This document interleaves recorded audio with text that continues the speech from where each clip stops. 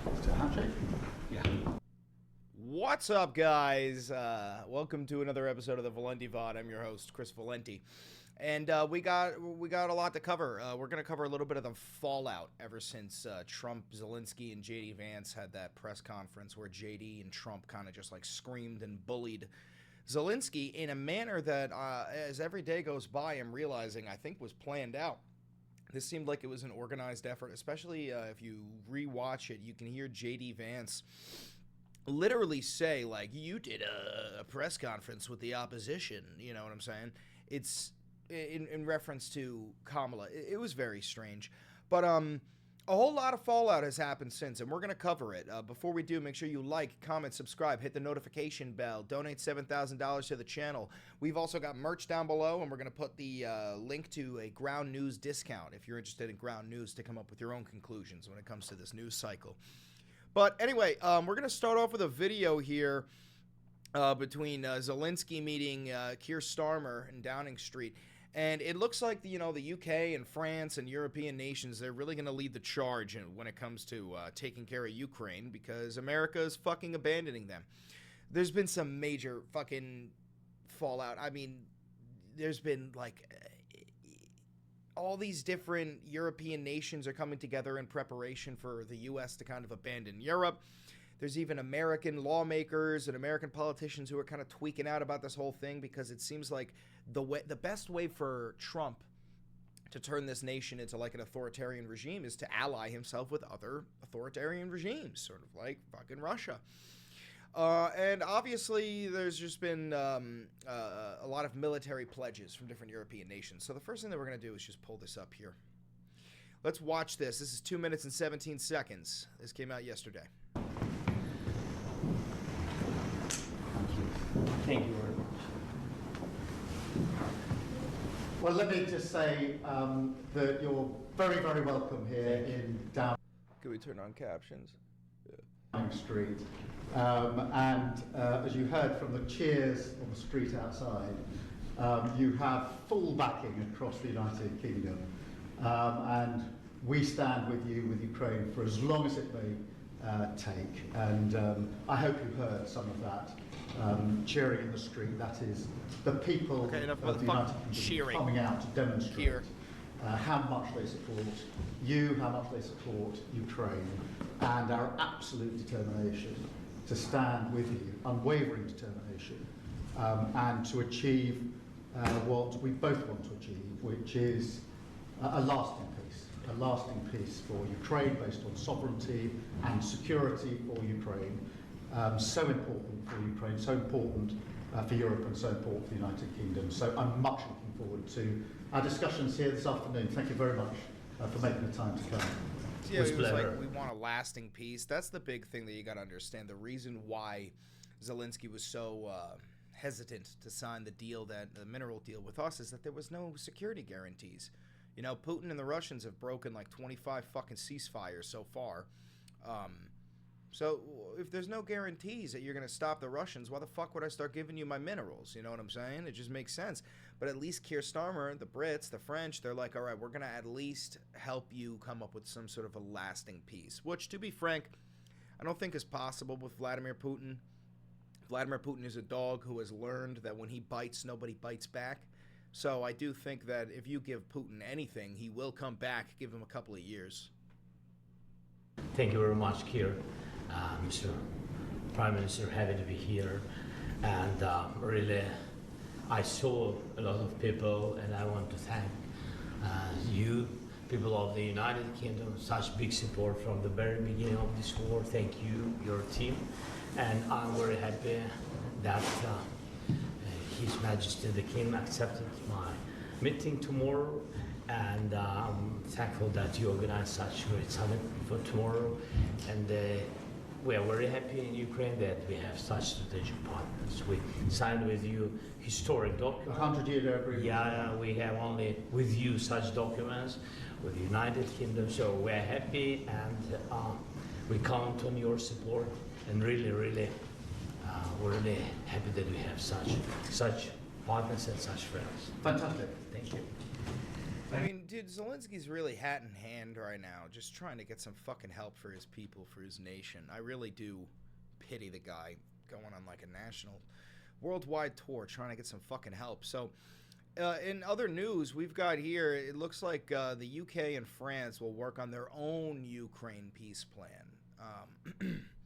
And we've got a little bit of an interview here with Keir regarding that peace plan. A war leader being berated by the man who's meant to be the leader of the free world. So what did you say to look, Donald nobody Trump? wants to see that.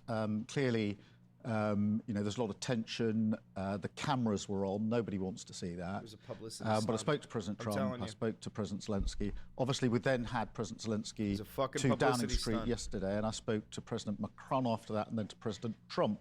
And the purpose, or my driving purpose, has been to bridge this, if you like, and get us back to the central focus. And as a result of the meeting yesterday, we had quite a long time with President Zelensky, then President Macron and President Trump on the phone. We've now agreed that the United Kingdom, along with France and possibly one or two others, will work with Ukraine on a plan to stop the fighting, and then we'll discuss that plan with the United States. So in those calls on Friday night, through the meeting yesterday, into the calls again last night, I think we've got a step in the right direction because, as I say, nobody wants to see what happened on Friday, but it's really important that we keep our central focus, which is lasting peace in Ukraine. Nobody wants any more bloodshed. Yeah, so I mean, that's how a real fucking leader is supposed to talk, considering the situation that's going on. So let's read a little bit of this. Britain and France will work on their own peace plan for Ukraine. Oh, do I still have this up? Hold on. There we go.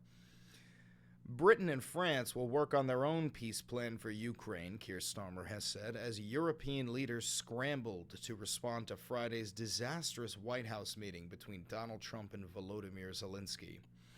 The Prime Minister told the BBC on Sunday that he and the French President Emmanuel Macron have agreed and begin negotiations separate to those between the U.S. and Russia after a series of hurdled phone calls on Saturday evening.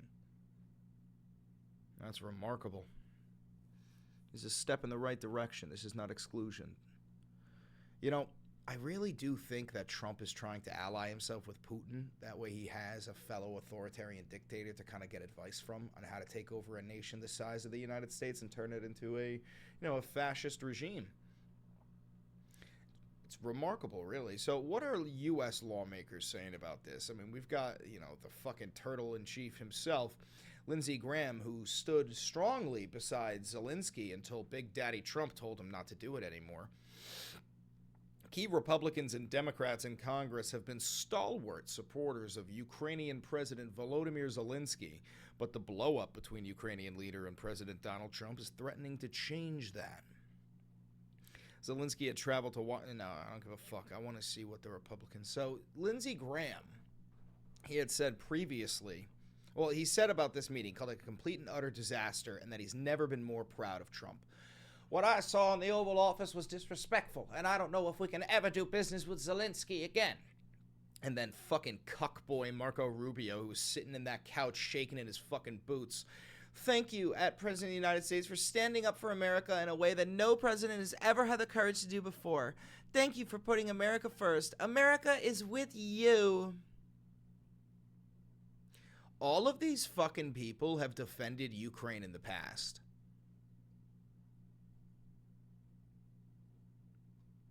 It's unbelievable. And what the fuck did Hakeem Jeffries say? I gotta know. Today's White House meeting with the president of Ukraine was appalling and will only serve to further embolden Vladimir Putin, a brutal dictator. The United States must not reward Russian aggression and continue to appease Putin. Thank God. Thank God. And then there's one last thing I wanted to bring up and show you guys, which is Elon Musk on fucking Twitter. The real president, not the puppet in chief, the real president of the United States. What I said over 2 years ago was that Ukraine should seek peace or suffer severe loss or gains. The latter was Zelensky's choice. Now he wants to do that again. This is cruel and inhumane. I don't understand why Elon Musk gets any sort of say in this. What the fuck? Another tweet of his. I love that he does these fucking votes on there. Redo elections in annexed regions on U.S. Russia leaves the will of the people. Crimea, formerly part of Russia, 1783. Jesus Christ. Dude, he literally surrounds himself with sycophants, and he thinks that this is considered like a fucking poll. See? 76% of Americans back Doge. That's not true whatsoever. But this stupid fuck will do like a Twitter poll, and he thinks that everybody agrees with him.